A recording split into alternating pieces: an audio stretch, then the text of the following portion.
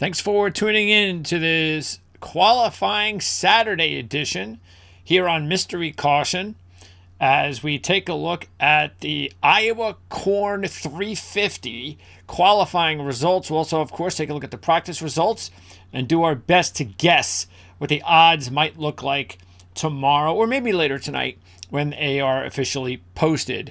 As qualifying just ended about an hour ago, and we are finally going to be able to get a chance to take a look at how we can compare how qualifying went. Practice was yesterday. And by the way, there has been, and maybe this is not a surprise, but there has not been this much of a difference between qualifying and practice all season.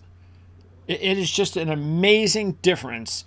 And it's going to make it, if you thought it was hard to handicap, and if you thought it was hard for even Las Vegas to decide exactly how to place the odds for this race, well, in a way, this is what you want, because there's just no way Vegas really understands who should be favored, who should be numbered at which spot.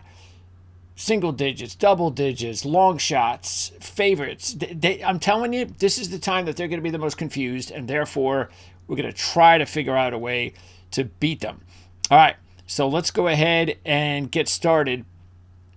First of all, we want to remind everybody to subscribe to the channel. This is extremely important. If you enjoy these videos each week, the qualifying videos that we post here on Mystery Caution, please let us know by subscribing.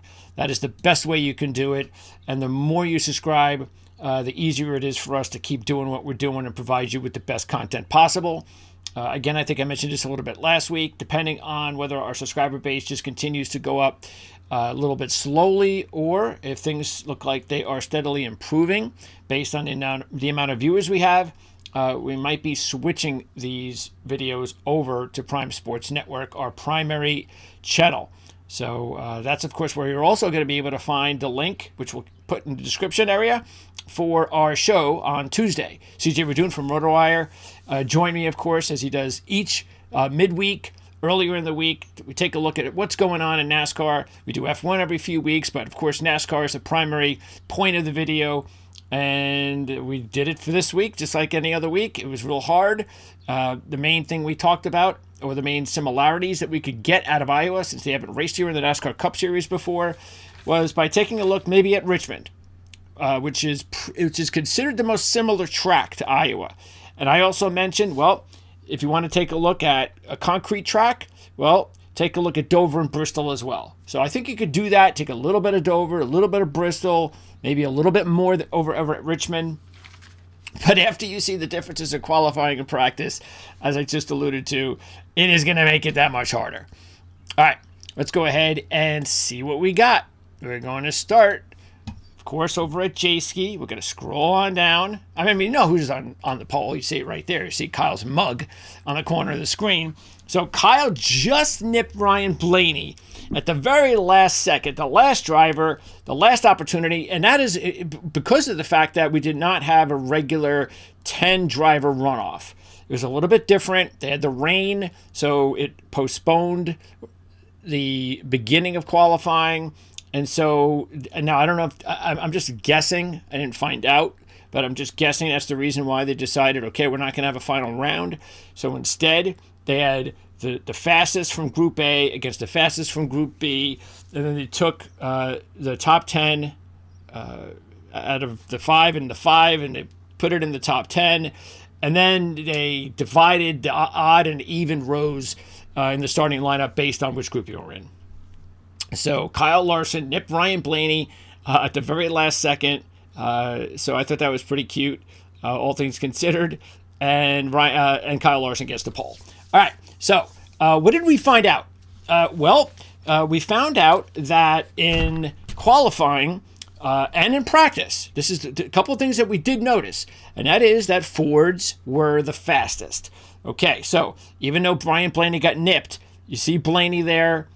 You also see Josh Berry, Brad Keselowski, Chase Briscoe. So those are 4 of the top 6 Fords.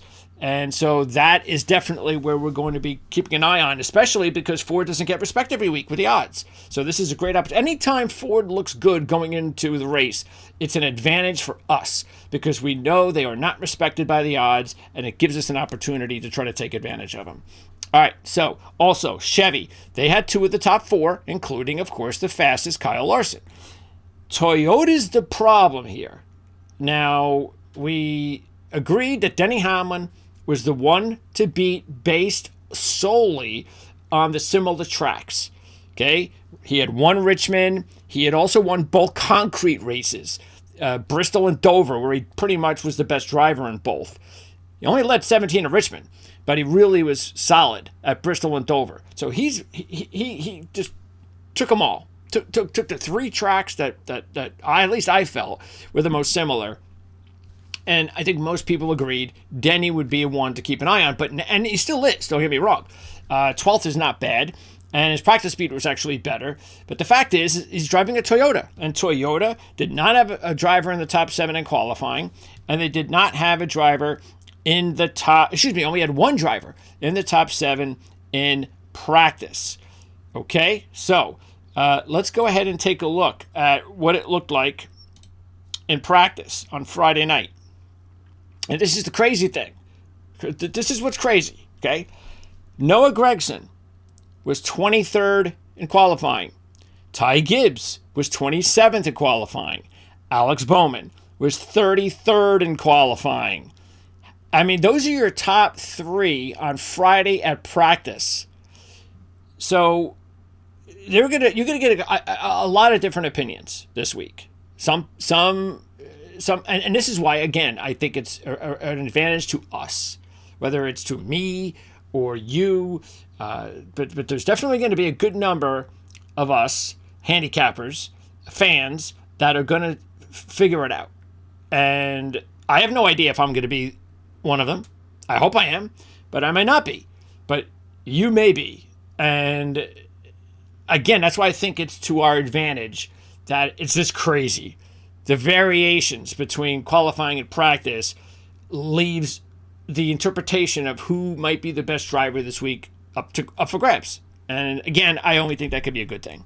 Okay, so what we do have here, though, is, and this was one of my top 3 picks on Tuesday, so I'm happy about this, the best driver combined in qualifying and practice was Chase Elliott. Okay, because he was 9th in qualifying. And as you can see here, 5th best fastest on Friday's practice. The other driver that was just behind Elliott, there were a couple of them, but the other one that was just behind him was Chase Briscoe right here, who was 10th fastest in practice. 6th fastest in qualifying. And that should not be maybe a big surprise, but I don't know how much far Briscoe drops. Even if he drops to between 15 and 25 to 1, from 55 to 1, I think you should take a look at him. Because we did talk about him as an interesting long shot based on the fact that he won the very last Xfinity Series race at this racetrack in 2019. He also was an ARCA winner in 2016 at Iowa. And in 3 Xfinity Series races at this track, all were in the top 10. Now, he only led 7 laps, but still, he did get a win. They were all top 10s. He won at ARCA, 55 to 1. He's having a solid season. Maybe he's driving a Ford. Maybe this is the race that Chase Briscoe breaks through and gets a victory. And then Elliott, of course, we really liked him at 18 to 1. And we liked him at 18 to 1, or at least I did, because of the fact that even though he had not won at Iowa, and even though he did not win in any of the races, the top 3 races that I formulated here, he was consistent in all of them. 4 Xfinity Series races at Iowa, all in the top 10, two top 5s, 1 runner-up, an average of 5.8, 5th at Richmond. So, and you're getting 18 to 1. Okay, and now the fact that what's really good about this, in my opinion, is 9th shouldn't really be that much of an influence on the odds makers, or at least I'm just guessing. I don't think it will be. I think he's going to come down, of course. Maybe he's 12 to 1, 14 to 1, but I doubt he enters single digits, and therefore Chase Elliott should remain a really good play for tomorrow. Tyler Reddick, by the way, was the other one. Tyler Reddick was 8th fastest in qualifying and 11th fastest in practice. But Reddick, I don't really look at Reddick. I still don't look at him as somebody that I don't know, because he's been underwhelming. He was underwhelming here in the Xfinity Series, 14.8 average over 6 races, 10th at Richmond. Didn't see anything on the concrete races. So I just, he looks like maybe he's a top 5 guy. That's it. But if you like him, if you got a reason to like him, he was one of the better combined qualifying and practice drivers. So you want to definitely keep in mind with that. But he's also driving a Toyota. So that's the thing that might be against him. And I only say that, of course, for the reasons I mentioned before. Even though, look, you can look here and you go, wait a second, with Ty Gibbs, second fastest, man. Matter of fact, if you just started with practice on Friday, you immediately look there and you go, well, Toyota's okay. I mean, Ty Gibbs and Denny Hamlin's in the top 10 here. He's 8th, and there's Reddick, so they're not doing that bad. But then when qualifying happened, I mean, boy, did things just drop, including Ty Gibbs, who was 27th fastest. But I look at Gibbs and I look at his overall history, which is pretty light. What he does have is 2 ARCA wins, but that's it. And that's not really going to be a big enough deal. But he has had some, of course, success at the track over his professional career. Okay, so let's just quickly run through. So there you go. Those are the practice speeds. I'll continue to update them, including, of course, as we switch over back to the qualifying runs. But the really disappointing is Martin Truex Jr. I mean, he is just out of it.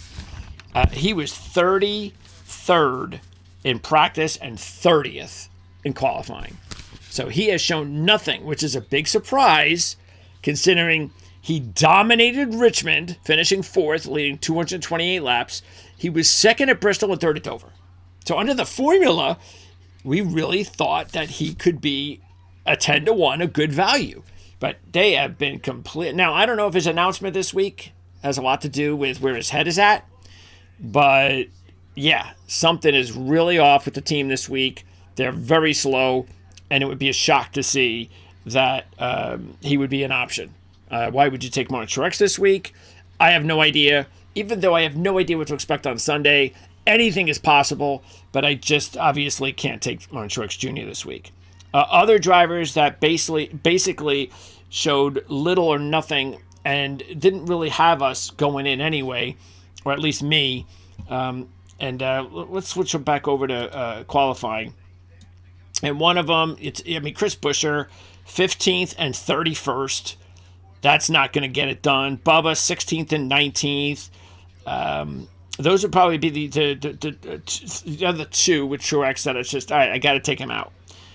Chastain was better from 17th because he was 6th in practice, but I don't really see anything from Chastain anyway, so I'm going to kind of scratch him out.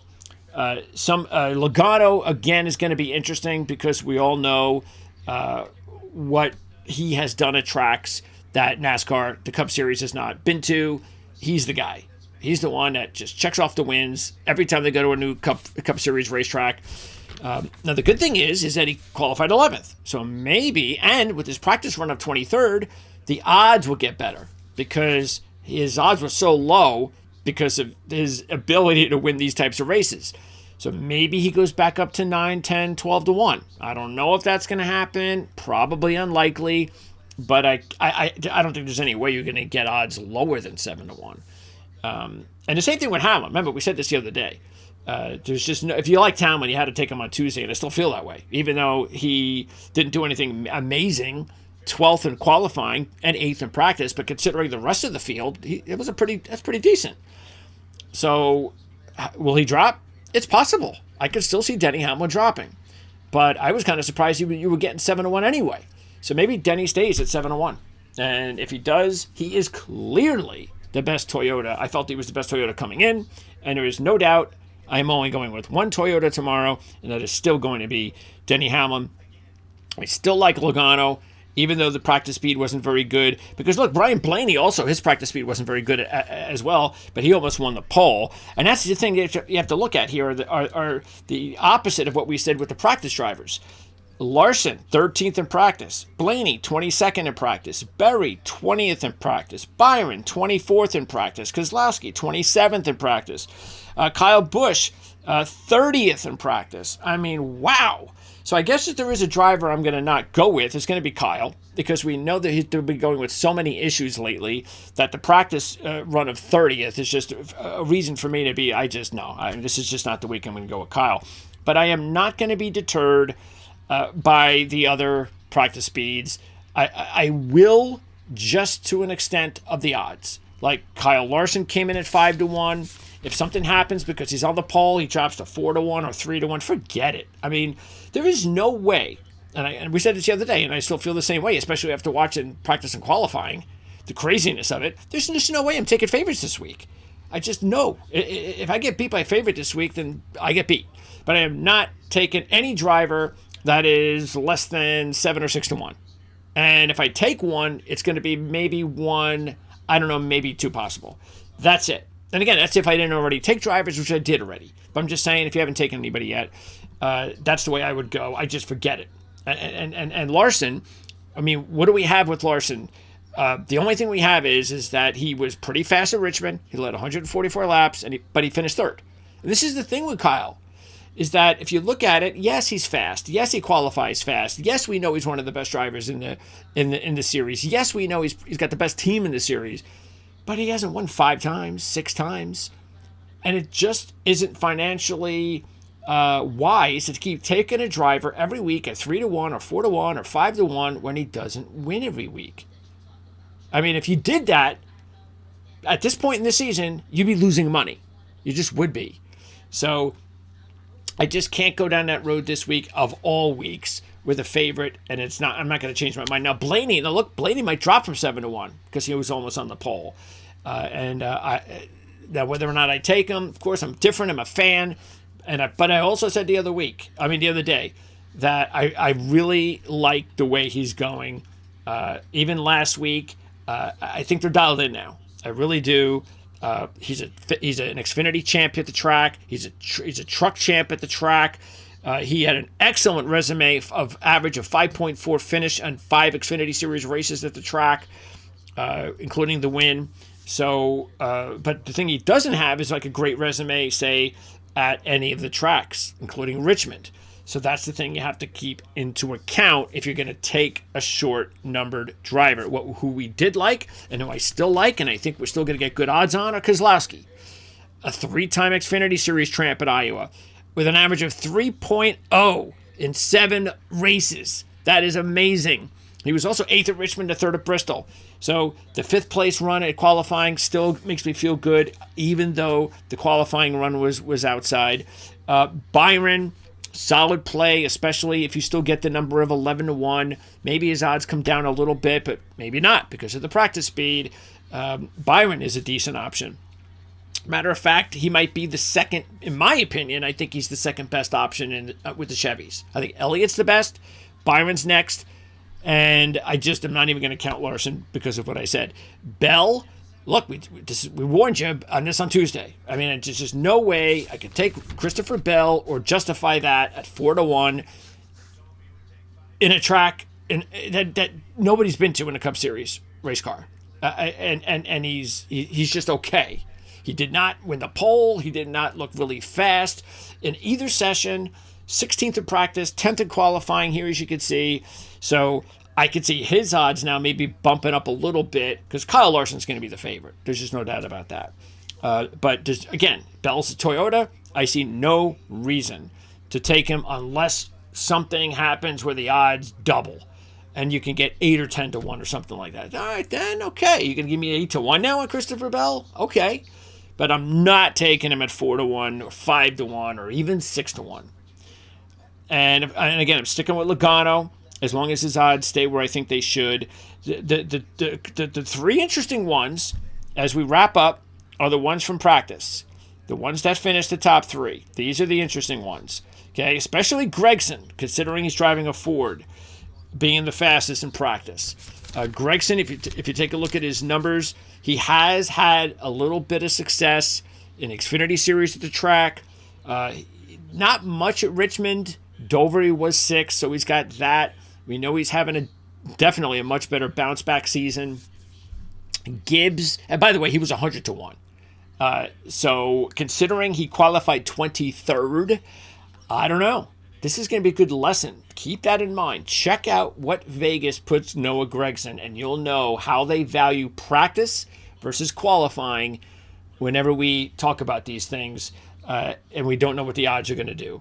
So I think this is a great week for a history lesson on how Vegas treats the difference between you qualify well or you practice well, especially for drivers like Noah Gragson, who come in at 100 to 1 and still qualify 23rd. Do they care about that he was the fastest practice driver? Well, if he's still 100 to 1, they don't. If he's 80 to 1, they really don't. But if he's 50 to 1 or 40 to 1 or 30 to 1, then you know they do. Gibbs, Bowman, I would go with Bowman because he's got the edge in my mind with the Chevy versus the Toyota. Also, Bowman's having a sneakily, nice season. And other than that, though, if you take a look at Bowman, he has been okay. I think he also should get a little bit of credit regarding the fact that he had 2 good runs this year on the concrete racetracks. Not so much at Richmond, but good on the concrete tracks. And he was okay in the Xfinity Series races, 3 in all, couple of top 10s. All right, so there you go. That's what we're looking at for qualifying and practice for the Iowa Corn 350. Let us know what you think. Comments, questions. Again, very, very important. If you like these videos, please subscribe to the channel. Share the video, like the video. All that stuff is really awesome, but especially subscribing to the video. That'll let me know that we're doing the right thing here on this channel, where we don't get paid for advertising. So I can continue to stay the course and keep these videos churning out here at Mystery Caution on our Motorsports channel, as opposed to flipping over our most popular motorsports video over to our Prime Sports Network channel, our primary channel where we do get advertising dollars from. But again, let us know what's on your mind, questions, comments, all that kind of stuff. What do you think about the difference between qualifying and practice? What's your edge? Give us an edge. Let me know something I didn't tell you. I'm no expert, so let me know. Say, hey, you know what? This is what I heard. This is what I found out. Let the viewers know what you think. The better the tips, the better the comment section, the better the viewers, the better the channel. So make sure to check back with us, though, on Tuesday. Sometimes we have to switch to Wednesdays or Thursdays, but mostly it's Tuesdays where we record our NASCAR, our first show of the week. That's where we're going to be previewing the race coming up at Nashville on Sunday. We're also going to take a look at the race at Spain in the F1 Series with CJ. So we'll talk a little bit about that. But again, we'll talk New Hampshire. Nashville. What do we got? Nashville and then New Hampshire. Is that correct, or vice versa? It's New Hampshire and then Nashville. So that's what's coming up the next 2 weeks at the NASCAR Cup Series. And again, we will be doing the show most likely on Tuesday. And by the way, if we do switch, if I do decide to switch, and I might just do that for a week and say, you know what, this didn't work out. We were getting 500 or 700 views on Mystery Caution for this video. Now we're getting 100 on Prime Sports. Well, I'm just switching it back. But let's say it doesn't work out that way, then that's different. But it might just be for a week or two that we do that. And if we switch it, then that means the video that we do on Tuesday will be here on Mystery Caution. So if you don't find it over on Prime Sports Network this Tuesday, then you check back here over on Mystery Caution, and I'm sure you will. So hopefully that doesn't confuse you. It's not very confusing. Hopefully we'll have a fun race. There's a lot of possibilities of this being a boring race. Not a lot of passing and all that other stuff. So we're going to keep our fingers crossed. Hope that this uncertainty between practice and qualifying makes it that much uncertain to the crew chiefs. Maybe they have no idea how to figure this out. And then we'll have all different strategies and different ways that they're going to try and plan out the road to victory, especially if they feel they have a fast car starting. Like in other words, if they feel if Gregson and Gibbs and Bowman, hey, we got fast cars, Chastain, but we're way back. Well, that's okay. I got a plan. So maybe that's our savior for a really good race on Sunday. All right. Thanks for tuning in, and we'll see you next time.